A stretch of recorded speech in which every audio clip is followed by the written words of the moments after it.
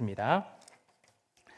자, 이 시간 하나님의 말씀을 볼 텐데요. 사도행전 16장 11절로 15절에 나와 있는 말씀을 성지후 어린이가 오늘 우리가 통합 예배라 하나님의 말씀은 우리 성지후 어린이가 나오셔서 하나님의 말씀을 봉독하시겠습니다. 하나님의 말씀을 경청하시기를 바랍니다.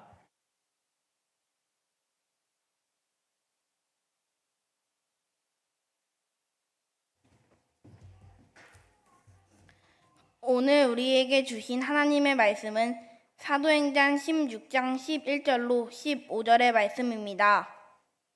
사도행전 16장 11절로 15절의 말씀입니다. 우리가 드로아에서 배로 떠나 사모드라게로 직행하여 이틀날 네아폴리로 가고 거기서 빌립보에 이르니 이는 마게도냐 지방의 첫 성이요 또 로마의 식민지라 이 성에서 수일을 유하다가 안식일에 우리가 기도할 곳이 있을까 하여 문 밖 강가에 나가 거기 앉아서 모인 여자들에게 말하는데 두아디라시에 있는 자색 옷감 장사로서 하나님을 섬기는 루디아라 하는 한 여자가 말을 듣고 있을 때 주께서 그 마음을 열어 바울의 말을 따르게 하신지라 그와 그 집인 다 세례를 받고 우리에게 청하여 이르되 만일 나를 주 믿는 자로 알거든 내 집에 들어와 유하라 하고 강권하여 머물게 하니라. 이것은 주님의 말씀입니다. 아멘.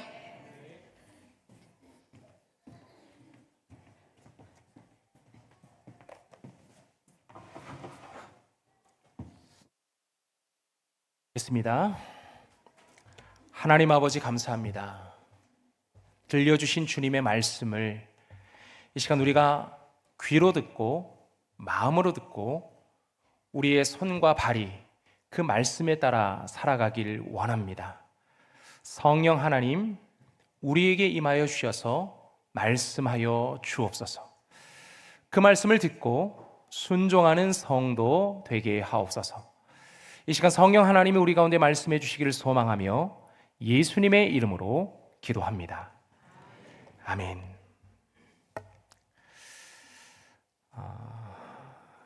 하나님의 은혜로 그리스 튀르키예 성지순례를 은혜 가운데 잘 다녀왔습니다. 여러분들이 기도해 주셔서 안전하고 모두 다 건강하고 은혜롭게 이제 순례 여정을 마칠 수 있었는데요. 가는 곳마다 감동이었습니다. 가는 곳마다 바울 선생님이 이렇게 걸으셨구나. 또 이렇게 복음을 전하셨고 또 이렇게 교회가 세워졌구나. 그 감동을 참 많이 받았어요. 여러 많은 감동을 받았던 것 중에 그리스에 가면 메테오라 수도원이라는 곳이 있거든요. 메테오라라는 말은 공중에 매달려 있다, 떠 있다라는 그런 의미를 가지고 있는 단어인데 그냥 바위산 꼭대기에 수도원이 있어요. 여기에 올라가려면 지금은 계단이 다 나와 있어서 계단으로 걸어서 올라가면 되는데 옛날에는 여기로 올라가려면 위에서 바구니를 내려줘야만 그 바구니를 타고야만 올라갈 수 있는 곳입니다. 위에서 나무로 된 사다리를 쫙 내려주면 그 사다리를 타고 올라가야 이제 간신히 올라갈 수 있는 그런 곳에 수도원이 세워져 있어요. 꼭대기에 올라가서 아래를 내려다 봤는데요. 고소공포증이 있는 사람은 힘들 것 같더라고요. 굉장히 아찔한 그런 곳입니다. 튀르키예를 방문했는데요. 데린쿠유라는 그런 지하 도시에 들어가 봤어요. 지하 85m를 뚫고 지하 11층으로 이루어져 있는 그곳에 갔는데 들어가는 길이 얼마나 좁은지 그냥 한 사람 간신히 들어가고 허리를 다 숙여야 들어가는 그런 곳이었어요. 제가 거기서 누구를 생각했냐면 우리 이재용 집사님을 생각했어요. 힘드시지 않을까. 그리고 좀 몸집이 큰 사람들은 좀 어렵겠다. 그런 조그만 공간 안에 굴을 뚫어서 지하 깊은 곳까지 그렇게 도시를 만들었어요. 그 안에는 학교도 있고 식당도 있고 그 안에 무덤도 있었어요. 그리고 교회도 있었어요.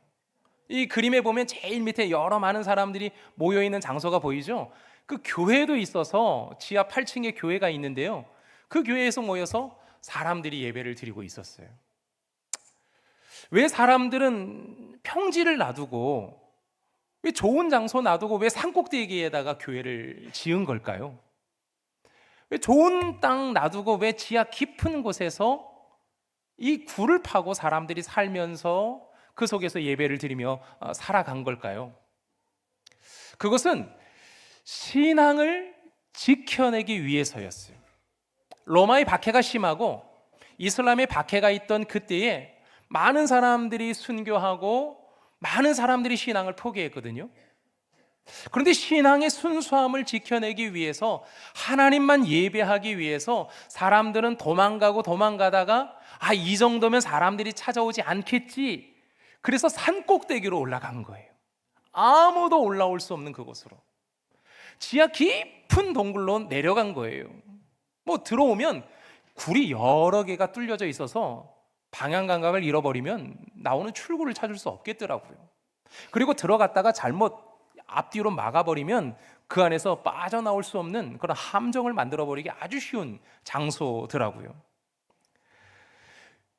그곳에서 교회를 짓고 하나님을 찾고 예배하는 신앙인의 모습을 보면서 신앙의 열정과 헌신이 이런 장소를 만들었구나, 그런 생각이 들었어요.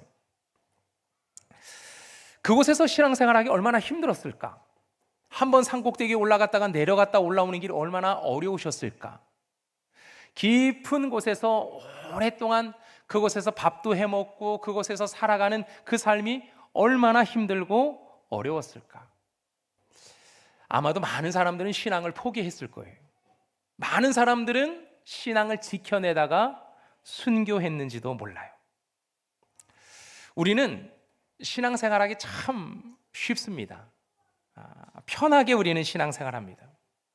산꼭대기에 있는 교회를 가지 않아도 돼요. 지하 깊은 곳에 내려가서 예배를 드리지 않아도 됩니다. 아마도 많은 분들이 산꼭대기에 있는 교회, 아니야, 난 산꼭대기에 있는 교회 다리가 아파서 힘들어, 그냥 안양교회 다닐래. 깊은 지하? 나 거기는 별로 햇볕도 안 들어오고 별로 좋지 않아. 그냥 이런 교회 다닐래. 아마 그런 마음이실지도 몰라요. 우리는 누가 들을까봐 숨죽여가며 찬송하거나 예배하지 않아도 되는 그런 예배의 공간에서 예배를 드려요. 오늘 찬양대의 찬양이 얼마나 좋았습니까? 잘 훈련된 이 성가대가 찬양도 하죠. 오케스트라가 있지요. 훌륭한 좋은 악기들이 있지요. 편안한 의자에서 오늘 밖에 날씨가 얼마나 춥습니까? 따뜻한 난방과 또 여름에는 시원한 냉방, 그 속에서 편안하게 우리는 예배를 드리고 있어요. 예배 드리고 나면 모두 다 식당으로 올라가겠죠? 올라가면 맛있는 식사를 먹으면서 아마 하하호호 웃으면서 그런 좋은 교제를 나눌 수 있는 그런 환경입니다. 마음만 먹으면 예배할 수 있고요, 마음만 먹으면 예배당에 나올 수 있는 신앙생활하기 참 편한 시대 속에 우리는 예배를 드리고 있어요. 그런데 생각을 해보면 신앙생활하기 또 참 어려운 것 같다는 생각도 듭니다. 왜 그러느냐? 현대인들은 너무 바빠요. 너무 바빠서 아침 일찍 출근하고요, 저녁 늦게 퇴근합니다. 수입이 불안정하고 경쟁이 심해서 살아남기가 쉽지 않습니다. 우리 학생들이 이 시간 참여했는데요, 학생들은 학교에서 시험을 봐야 되잖아요. 그러니까 학원도 가야 돼요. 학교 가는 것도 쉽지 않은데 끝나면 학원도 가야 돼요. 시험 기간이 된다고 그러면 학원에서 자꾸 와서 공부하라고 불러내요. 그러면 주일인데도 놀지도 못하고 쉬지도 못하고 학원 가서 공부해야 되는 그런 시대 속에 살아갑니다. 그래야 좋은 대학도 가고 좋은 대학을 가야 잘 살 수 있다는 기본적인 어떤 보편적인 생각들이 있지 않습니까? 세상을 살아가는데 유혹도 참 많아요. 돈에 대한 유혹이 많습니다. 성공에 대한 유혹, 쾌락에 대한 유혹이 우리 가운데 많이 있어요.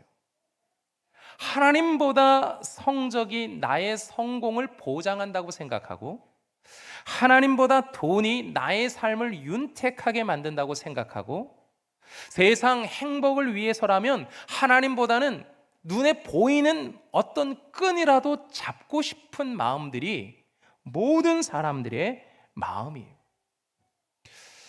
어떤 청년 신방을 했는데 그 청년이 이런 이야기를 하더라고요. 자신이 교회 다니는 것에 대해서 사람들이 이해를 잘 못한대요. 그 시간에 연애하고 그 시간에 놀러 가고 그 시간에 그렇게 해야지 왜 돈 내면서 교회를 다니느냐. 사람들이 비웃고 조롱하는 거죠. 그래서 신앙생활하기가 참 쉽지 않은 것 같아요. 자, 그런데 지금도 우리가 신앙생활하기 참 어려운 시대 속에 살아가고 있지만 예전도 마찬가지였거든요. 예전에는 진짜 목숨을 걸고 신앙을 지키느냐 안 지키느냐의 문제 속에서 고민하면서 신앙생활했던 사람들이 참 많았거든요. 그 속에서 나의 신앙과 그들의 신앙을 비교하게 되었어요. 나는 나의 신앙을 지켜내기 위해서 얼마나 몸부림치고 있는가? 나의 신앙을 지켜내기 위해서 산꼭대기에 교회를 세우고 지하 깊은 곳에 내려가 살 수 있는 그런 용기와 수고와 헌신이 나에게는 있는가? 그런 생각이 들더라고요. 우리 안양교회는 어떻게 세워졌을까요? 안양교회가 벌써 세워진 지가 46년이 되었습니다. 안양교회는 우리 교회 홈페이지에 들어가 보면 교회 역사가 쭉 나와 있는데요, 그거 살펴보면 이렇게 나와 있어요. 김철호 집사님과 서민균 권사님의 가정에서 22명이 모여 첫 예배, 가정 예배, 교회에서 예배를 시작했다, 그렇게 나와 있어요. 그리고 나서 이제 그곳에서 첫 예배를 드리다가 이제 상가교회에서 예배를 드렸는데요, 그것이 1979년 2월 11일로 그렇게 나와 있어요. 창립 예배를 드렸어요. 그러다가 약 2년 뒤에 1980년 11월 23일에 김철호 집사님, 서민균 권사님께서 땅을 110평을 헌납하셔서 그 위에 첫 번째 성전을 건축하게 됩니다. 이게 첫 번째 성전이에요. 이제 아랫단에 나와 있는 그 교회가 첫 번째 성전인 거죠. 그리고 1989년 4월에 310평의 땅에 두 번째 성전을 건축하면서 31년 동안 우리가 그 성전에서 예배를 드렸어요. 그리고 나서 2020년 12월 25일에 우리가 이 동편 마을에 417평의 땅을 사서 이곳에 교회를 건축하고 우리가 이렇게 예배를 드리고 있어요. 우리는 왜 교회를 짓고 교회를 다니는 것일까요? 선배들은 왜 이 교회를 개척하고 신앙을 시작한 것일까요? 다양한 이유가 있을 겁니다. 아마 이곳에 오늘 예배당에 나오는 여러 많은 성도들에게 왜 교회 나오십니까? 이렇게 물어보면 다양한 이유들이 있을 거예요.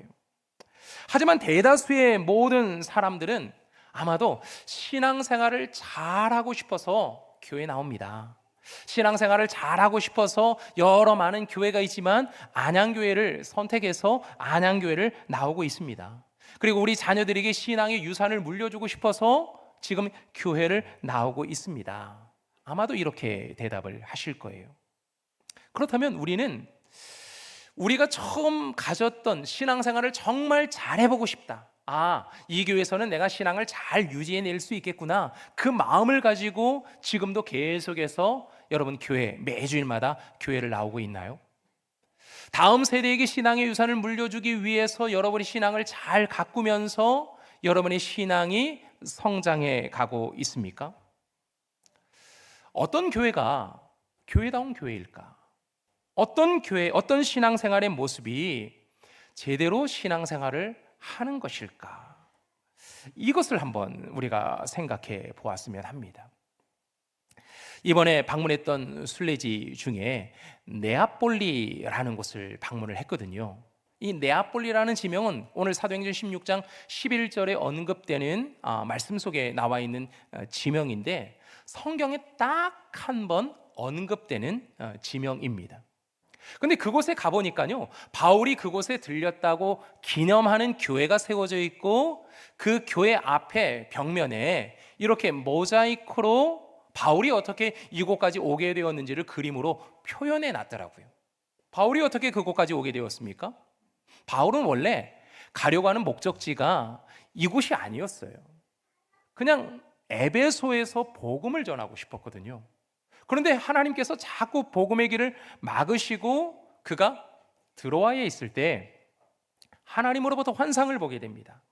건너와서 우리를 도우라. 그 환상을 보고 나서 그가 배를 타고 네아폴리 항구를 거쳐서 빌립보로 들어가는 거죠. 거쳐가는 항구가 이 네아폴리라는 이 지역이에요. 항구 도시입니다. 그 항구 도시에 그가 들어갔던 그 첫 발을 통해서 유럽의 선교가 시작되었다는 것을 이 그림이 지금 보여주고 있는 거죠. 자, 그런데 왜 바울이 네아폴리에 갔다는 이 성경의 이 말씀이 왜 특별한 것일까요? 사실은 특별하지 않아요. 바울은 그냥 하나님의 인도하심 속에서 배를 탔어요. 배를 타고 드로아에서 네아폴리로 건너간 것뿐입니다. 그 배 안에 몇 명이 탔을까요? 바울 한 사람이 탔나요? 아닙니다. 드로아에서 네아폴리로 가는 정규 노선의 배편이었어요. 그러니 여러 많은 상인들도 탔을 것이고 여러 많은 목적을 가지고 있는 사람들이 많이 그 배에 탔을 거거든요. 여러 많은 사람 중에 한 사람이 바울이었어요. 그런데 그의 평범한 일상, 누구나 똑같이 배를 타고 건너가는 그의 일상이 특별했던 이유는 성령이 함께 하셨기 때문이죠. 그가 네아폴리에 거쳐서 빌립보로 넘어갑니다. 빌립보에 가서 안식일을 맞았는데요, 기도할 곳을 찾으러 강가로 갔어요. 강가로 갔더니 여러 많은 여자들이 몰려져 있었어요. 그래서 다가가서 그 여자들에게 하나님의 복음을 전합니다. 하나님의 복음을 전했더니 그들 중에 누가 있었느냐? 루디아라는 여자가 있었어요. 루디아라는 여자가 바울의 복음을 듣더니 마음이 활짝 열려요. 열리더니 우리 집으로 가서 우리 집에서 함께 좀 머물면서 우리에게도 말씀을 들려달라. 그래서 그와 그의 가족들이 세례를 받고 그의 가정이 교회가 됩니다. 자, 그런데 여러분, 바울이 배를 타고 네아폴리를 거쳐서 빌립보로 들어갔을 때 바울에게는 다 생각이 있었을까요? 그곳에 가면 하나님이 길을 활짝 열어주시고 루디아라는 여자를 만나게 하실 것이고 그리고 교회를 세우게 하실 것이라는 그런 특별한 계획들이 있었나요? 아니에요. 그는 그냥 하루하루 하나님이 주어지는 그 삶을 살면서 네아폴리와 빌립보로 들어간 거죠. 그랬더니 하나님이 루디아도 만나게 하시고 루디아의 가족도 세례를 받게 하시고 그 가정에서 교회가 되게 하신 거죠. 그의 일상이 특별했던 이유는 성령이 함께 하셨기 때문입니다. 이처럼 교회는 어떻게 세워지느냐?